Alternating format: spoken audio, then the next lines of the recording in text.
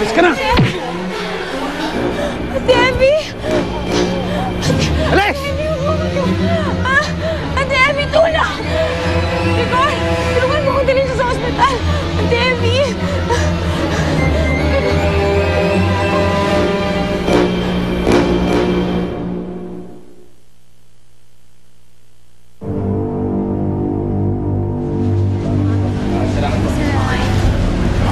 Ano nangyari dito? Teng, si Althea muntik nang makidnap. Ha? Pero nakaligtas siya. Kaso yung tita niya nasagasaan. Nasaan sila ngayon? Okay, salamat, Chief. Oh, nakausap ko na yung polis. Investigahan doon nila yung nangyari. Mapahamak si Auntie Evie dahil sa pagligtas sa akin. Kapag may mangyaring masama sa kanya, hindi ko mapapatawad ng sarili ko. Huwag ka mag-alala, Ate. Malakas ang kutob ko, magiging maayos ang lahat. Sana nga, Gregor. Ayoko mawala siya. Siya lang nagmahal sa akin mula ng pagkabata ko. Siya lang yung tinuturing kong pamilya. Ayoko mawala siya.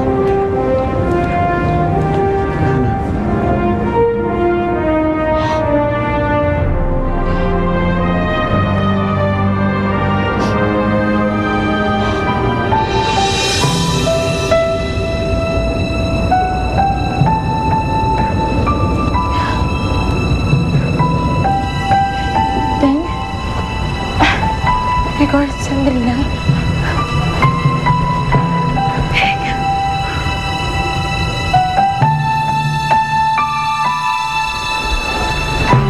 Teng? Teng? Huwag mo sanang masamain yung nakita mo. Teng, si Gregor yung tumulong sa akin nung muntik na akong makidnap. Siya din yung tumulong sa akin nung kailangan kong dalhin si Auntie Evie sa ospital.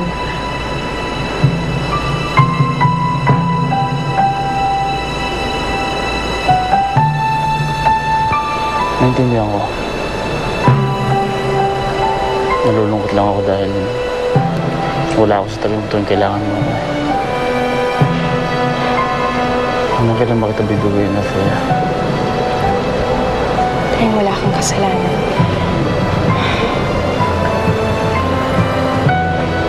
Kaya huwag mong sisihin ang sarili mo, ha? Walang may gusto nito.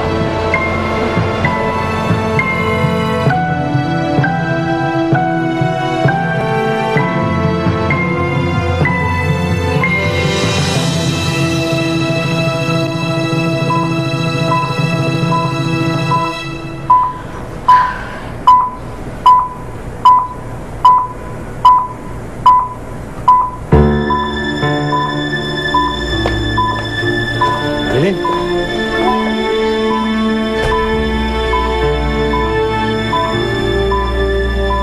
Ikaw may kasalanan nito eh. Kung bakit aksidente ang asawa ko. Ikaw talagang wala ka na nagawang mabuti. Wala namang may kagustuhan nito eh. Wala. Sumasagot ka pa ako. Ka! Ano? Ayop ka! Wala ka nang ginawa ko! Hindi magdala ng kamalasan sa pamilyang to! Sana ikaw na lang ang sagasaan. Sana ikaw na lang ang namatay. Cristel! Sana ako na lang! Sana ako na lang! Hindi madali para sa akin na makita kong ganito si Auntie Em. Dahil mahal na mahal ko siya. Kahit ano bang sabihin mo, ikaw pa rin may kasalanan nito. Stepmom ko lang siya, pero mahal ko rin siya.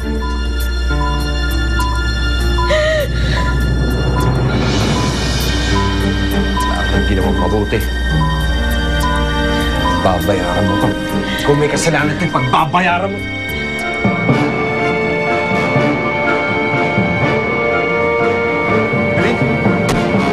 Mami! Mami, tumawag kayo. Tumawag ka, doktor! Tumawag ka, doktor! Mami!